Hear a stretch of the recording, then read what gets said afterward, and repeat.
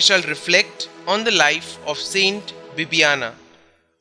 The Church of St Bibiana in the city of Rome has existed since the 5th century.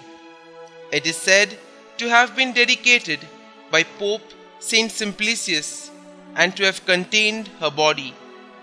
But the time and the circumstances of her suffering are uncertain.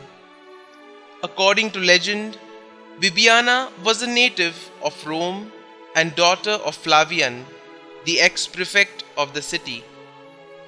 Flavian was apprehended on account of his Christian beliefs, burnt in the face with a hot iron, and then banished to a place where he died of his wounds a few days later.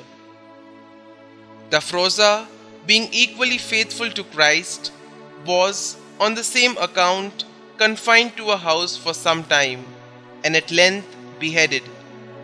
Bibiana and her sister were stripped of all they had in the world, and suffered much deprivation for 5 months, but they spent that time in their own house in fasting and prayer. During the reign of Julian the Apostate, the governor of Rome summoned them to appear before him. Demetria made a bold confession of her faith before falling dead in the presence of the governor. Bibiana was ordered to be given over to an ill-reputed woman, Rufina, who was extremely artful and undertook to bring her to another way of thinking. But Rufina's blandishments were tried in vain on Bibiana, and when they failed to lure her away from her faith and chastity, blows were found to be just as fruitless.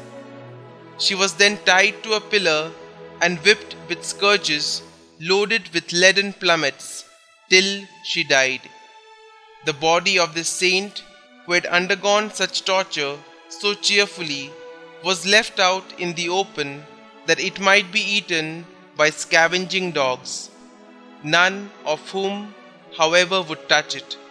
Having thus lain exposed 2 days, it was buried at night by a priest named John in the same house where lay her mother and sister, near the palace of Licinius.